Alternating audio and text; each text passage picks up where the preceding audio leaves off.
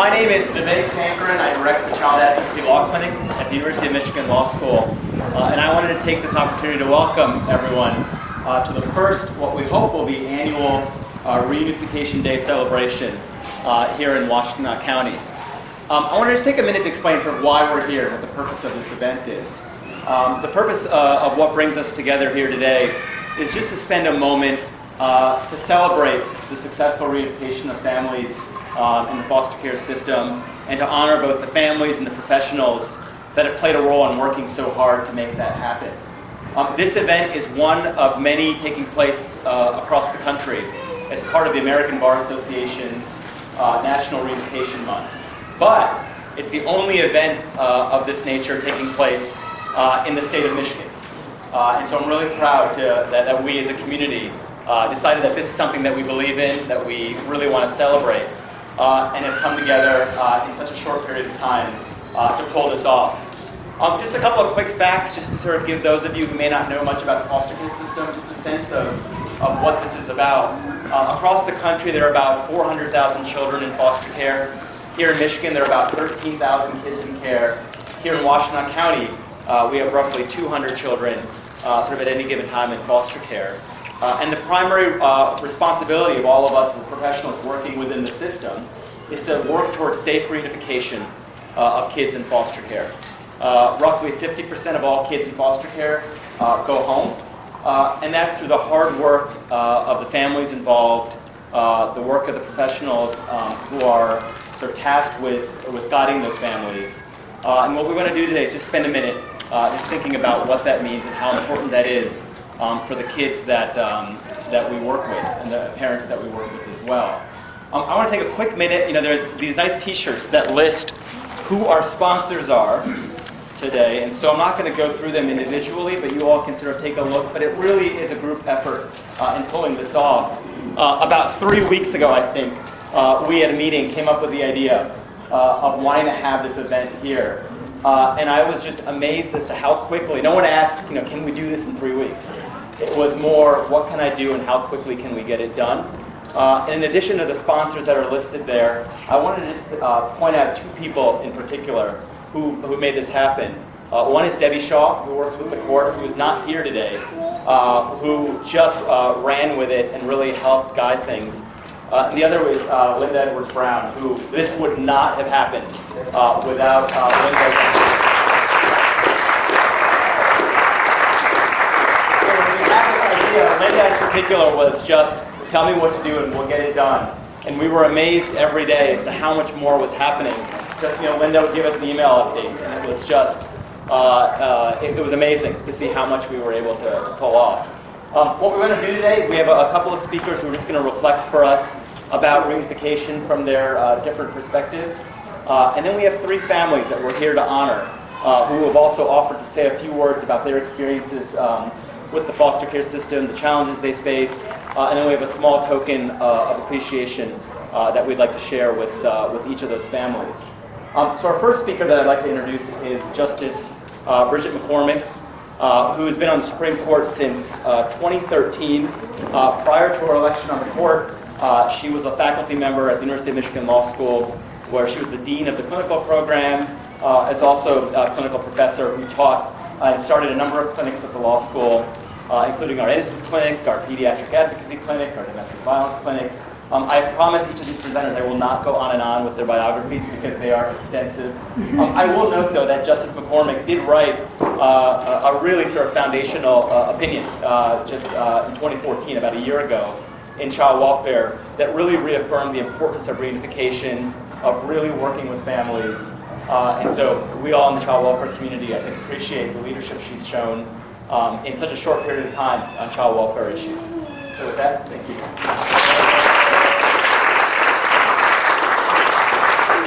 Thank you for that introduction, Vivek, and thank you to everybody who invited me to be part of this incredible day. It's really already moving and emotional, and I'm really grateful to be here. I'm also grateful to have kind words about the Ray Sanders opinion. It doesn't always go that way at events. I'm told that the approximate number of children in foster care at any given time in Michigan is about 13,000, which is an awful lot. And a very small percentage of those are are eventually the parents' rights are terminated. So for everybody else, the goal is what we're celebrating today, reunification. In the fall, I actually switched legal hats and sat in Judge Connor's courtroom on adoption day. And the people in the State Court Administrator's office thought I was a little bit nuts because I was effectively asking for a demotion. I needed an order to permit me to go sit. But I really wanted to do it because I wanted to be part of those adoptions. And I have to say, it was an incredibly moving event. But in a way, this is even more moving for me. And so I'm really grateful that you permitted me to be part of it. As I look around and as I've talked to the people here today, it is really a privilege to be able to celebrate the things that we're celebrating and your tremendous accomplishments. Every year, we see thousands of petitions in the Michigan courts, and I mean thousands. And every one of those represents a person and a family. And we read them, and from where I sit, it really is just reading them. From where Judge Connor sits and where Vivek practices, they get to meet you and talk to you. But I really read them. And even in reading them, I understand, or come to understand, the struggles that families are facing in trying to do the hard work that's required of them in this process. Even Judge Connors gets a feel, believe it or not. What I know from personal experience, both though, in reading those files and also just as a mother, is that parenting is incredibly hard work. Raising a family, being the CEO of a household, is incredibly hard work. And that's even for just when things are going well. That's before life throws you the curveballs that many of the families in our court system have been thrown. I always say to people when life is at a more stressful moment than another, and it's a kid's fault, because I have 4 of them, so it's usually their fault, that parents know this to be true. You're only as happy as your unhappiest kid. And it's just the way it is, right? So we're all in this, families are in this, working hard together, but it's really, really hard. And I want to say, as an appellate judge, it is not that often that I get to come look somebody in the face, a parent in the face, take off the robe, and say, well done. So it's really nice to be able to say that today, and I'm grateful. And I'm grateful to all of you who, with equal parts grit and humility and love, and probably at times fear, dug in and conquered all of those obstacles that were in your path. And despite inevitable setbacks and other challenges, you didn't stop working on what you had to do to show your kids what it means to be a family. And the lessons that you've given your kids by that hard work are as important as the accomplishments that we're celebrating today. Because they will remember when life throws them curveballs, which it will, that you were able to show them what it means to get through that.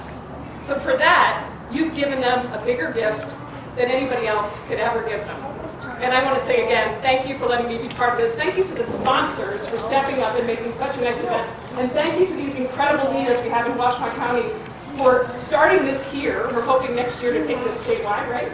Forget on record right now. And for Judge Connors in particular for being such an innovator in working with Chairman Mandoka and the tribal courts generally to bring some innovative practices to families so they can succeed in our courts. Thanks again, I really appreciate your time.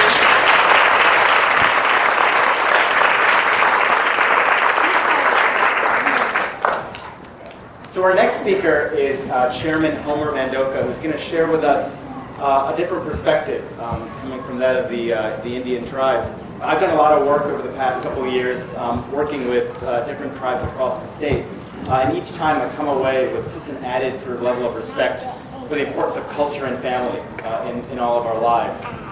Chairman Mandoka is the tribal chairman of the Nottawasepi Huron Band of the Potawatomi and the president of the United Tribes of Michigan. In 2013, he was selected as the National Tribal Leader of the Year by the Native American Finance Officers Association.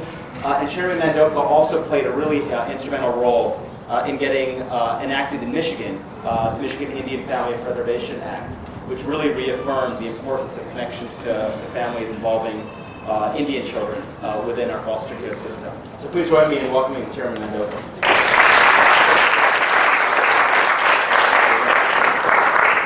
I like to start off with introduction in our Potawatomi language, and so I'm going to start with that.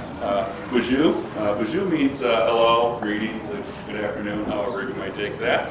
And my name is Homer Austin Mandoka. Potawatomi, and Dow, and Nishnawbe, and Dow. Nottawassipi, Huron-Band of the Potawatomi, Nishnawbe, Potawatomi, and Dow again.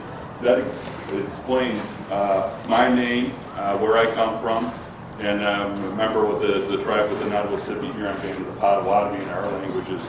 We're currently revitalizing many of our programs. We're a newly recognized tribe since 1995, and we've gained a lot of efforts and momentum through a lot of community support. Historically, you're in the lands of the Potawatomi lands, and I think one thing that was mentioned with earlier was that all the smiling faces here would make our ancestors feel proud of what happened and how things have evolved in making a great park like this and seeing all the kids play at the playground, and just to see that. And that's one thing that instantly hit me as I walked up here and started meeting with people, was that I could feel their smile.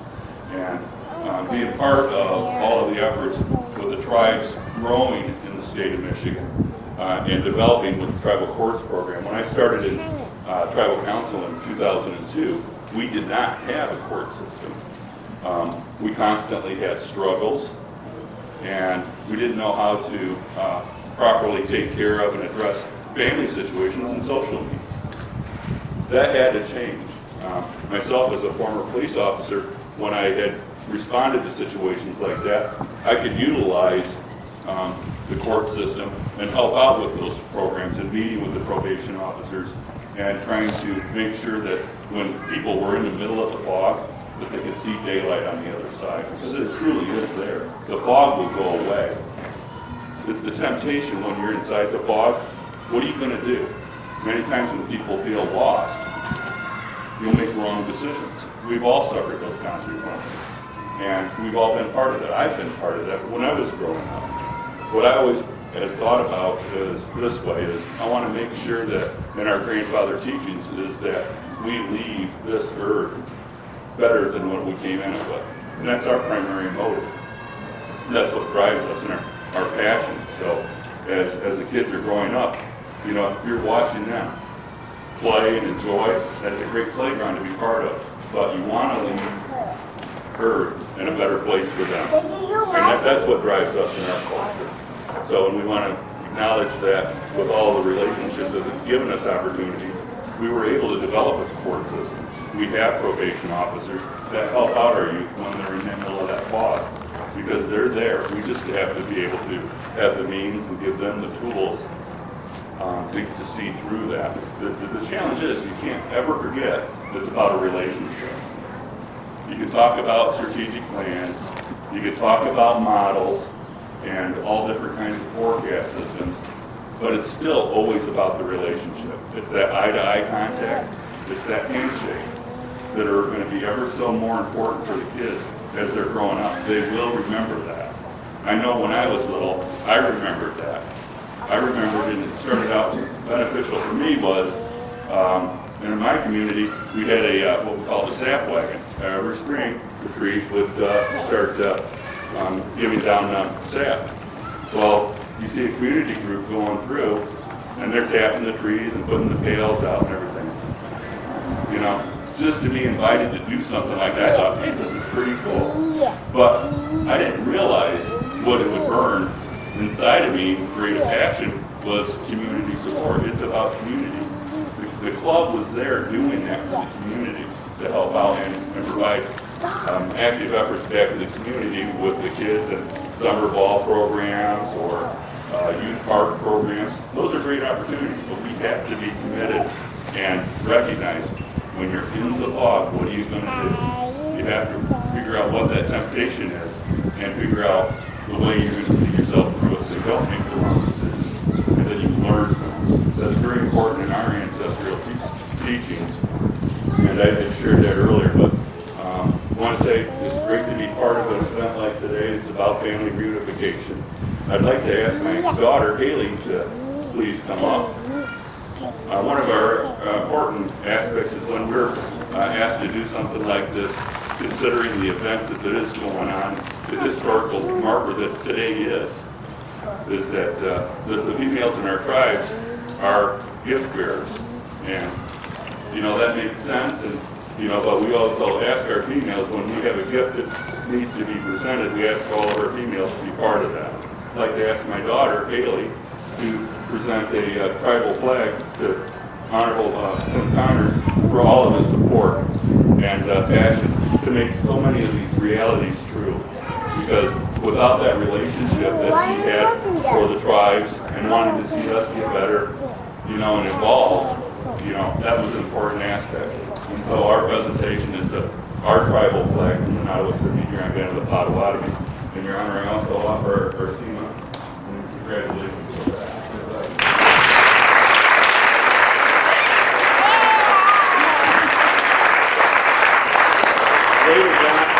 Love to see all the smiling faces and be part of that. And please continue it on, you know. See through that fog and see the reality that you're going to have one day after these kids grow up. It may not happen just right today. It may happen in 10 years, but you are going to see it. The passion's got to be there. If you're dedicated, it will happen. So congratulations on all the questions.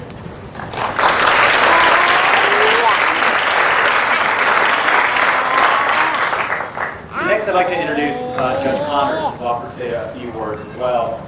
Judge Connors has been on the bench since 1991 and has won numerous awards in child welfare. He was recently awarded by the Foster Care Review Board as the Jurist of the Year. He won the Robert Weiss Award for Judicial Excellence. And here locally, he has played an instrumental role in bringing peacemaking, dispute resolution principles within child welfare context and other types of cases involving children, really trying to transform how we resolve disputes. And so, Judge Connors, can we ask you to say a few words?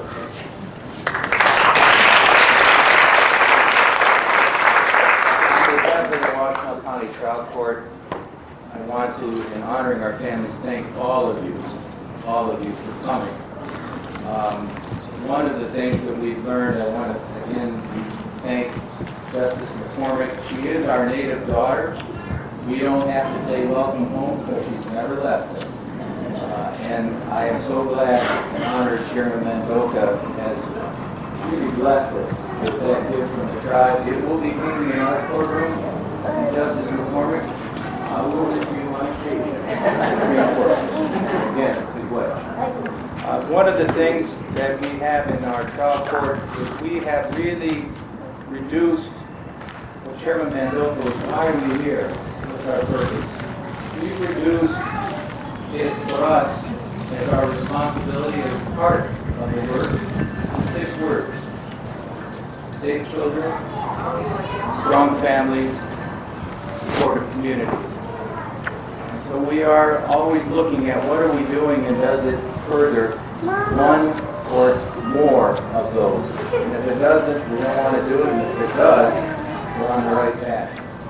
One of the things I have learned from those who came before us, from the cultures of the tribal courts, it's important when we come to this difficult work to be balanced internally, to bring the best we have to the situation, and that we are not alone. Relationships are everything. We need guidance, and we need help from the 4 directions in life around us as we walk our path.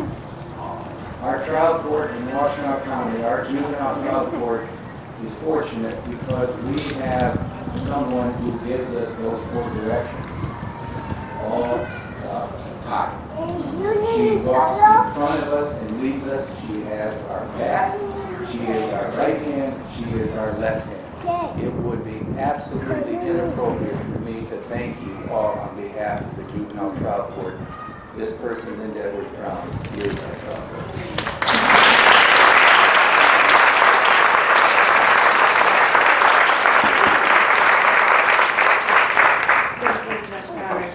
Well, I didn't see that coming, so I didn't exactly plan to say anything. But since I have a microphone, I will.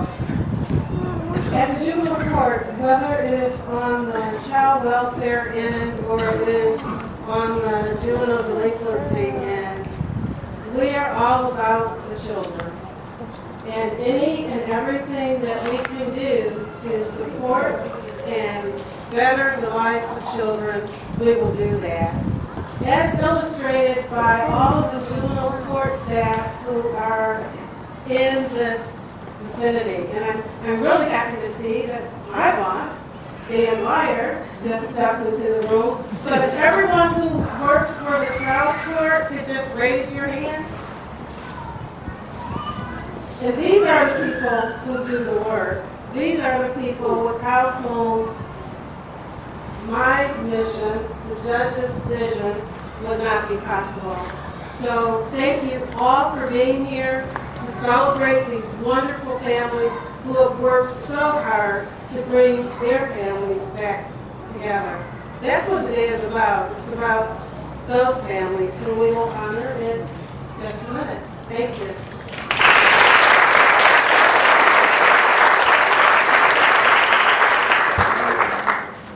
So as Linda mentioned, the real reason we are here today is really to honor those families that work so hard to successfully reunify and safely reunify with their children who spent some time in foster care. So what we'd like to do now is just we have 3 families that we're honoring today.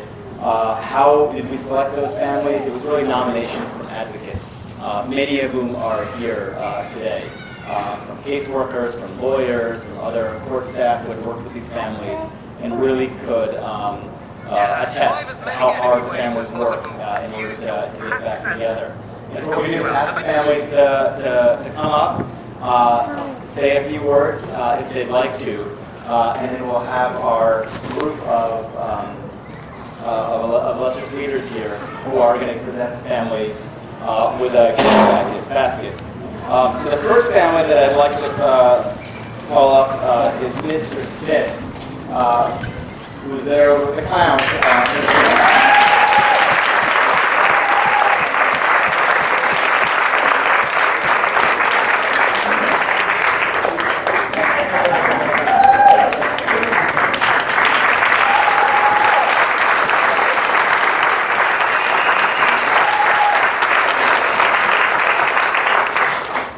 Not sure what I'm supposed to say.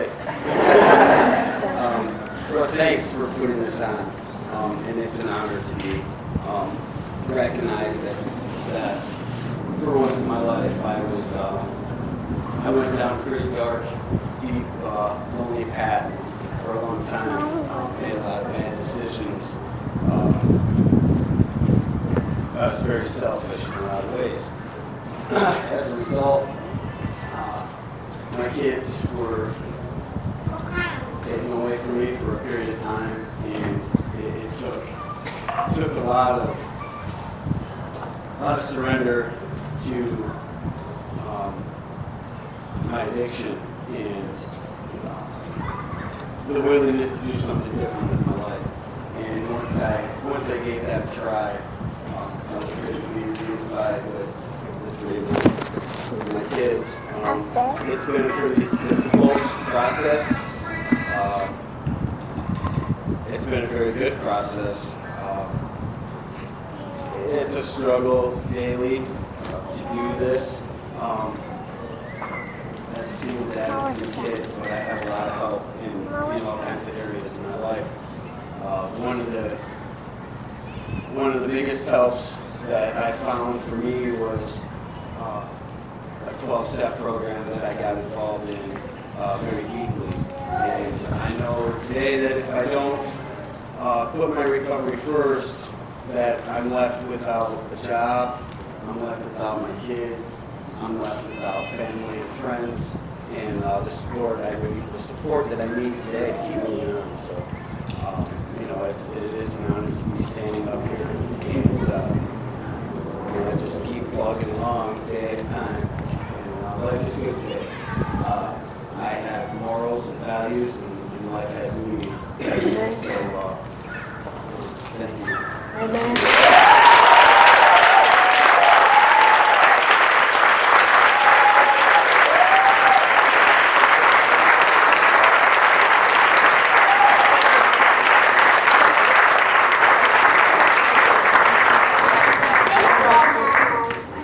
Thank you. Hey, this way. Hey, face painted.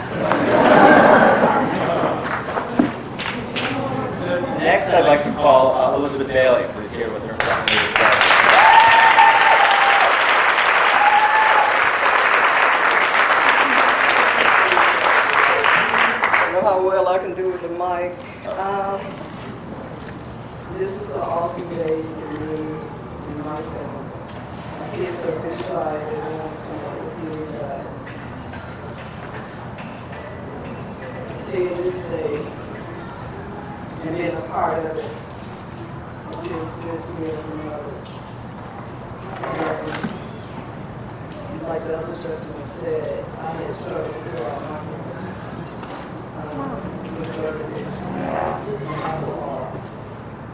And for my family, for 46 years, it was long enough for me to parent. And maybe as a single parent, I was there. So I went through a lot of abuse, addiction. And then later on, I took on a couple of disabilities, mental and physical. And I really want to thank the courts, from our lawyers to the caseworkers, for all the support that I had because they were very patient with me. And in the beginning, it did not look good for me. A couple times they wanted to terminate my rights, but I knew this was grace of God that helped telling me to push on, and touching the court's hearts as well as the workers to believe in me and also have a mission. My kids were in foster care or international space. So I had a long journey. And most of that journey seems that I'm doing all the years of this time like this, that I continue to say that I'm thankful and grateful that it wasn't for granted, it wasn't in vain. And it was all worth it. It really was.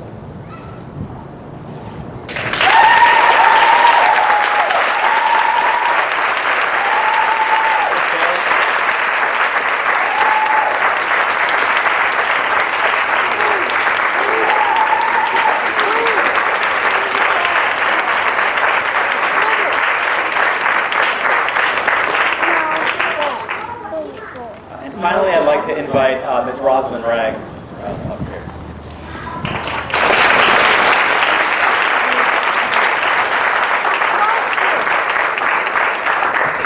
Hello, everybody. This was the worst 2 years of my life. I had a bad childhood, by far. Not having my children, I lived through the worst thing that I think any other really go through. I didn't really understand this case. So I had a hard time in the beginning dealing with it. And actually here at this park, when I was visiting with my daughter, my 4-year-old daughter, when I was visiting her, and I found out that she was being abused at the foster home. So that made the case even harder. You know, up until November, everybody was against me. My lawyers didn't believe her. And then I got Joshua Cameron and his team, and they believed in me. And then they broke out the best of me. And I have my girls that it's not easy because they've been in 2 different places for 2 years. But I'm gonna make it work. I don't know how she really do. But or really be angry or whatever. But I will thank Joshua and Miss Butterwick. She is. Yes. I really that.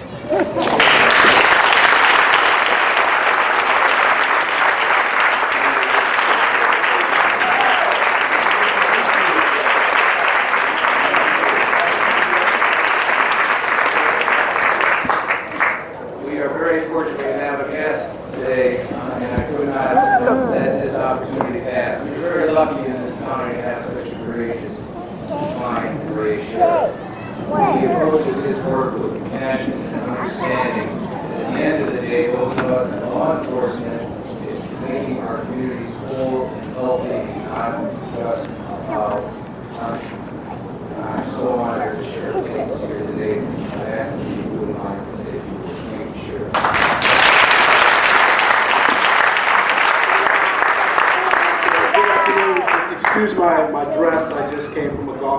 every now and then we get a chance to. So actually, I'm so honored to be able to speak. I really just came.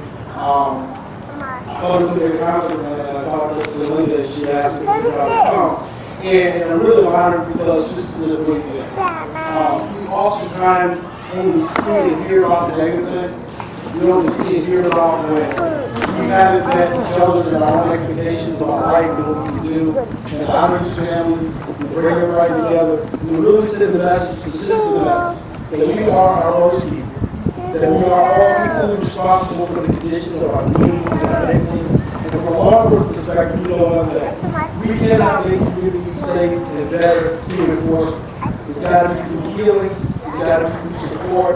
And I appreciate what Juvenile Court does. I appreciate what the county does. And Linda and the county court administrator. Listen, this is a great county.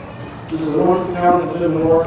We still have a long ways to go, but I think we'll get there because of the character and the commitment of everybody in this county. And for the kids that are concerned and afraid of law enforcement, please understand this. We are here to help you. We are your friends. We love you. And we understand one thing. Our community can't be great and successful until you're great and successful. Thank you very much.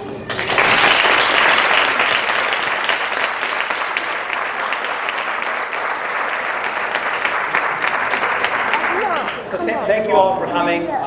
We hope that this will be the first in an annual series of this type of event where we celebrate the families that successfully get together with their children. And in the intervening year, I hope you listen to the stories that you've heard from these remarkable families and all the things they have to overcome.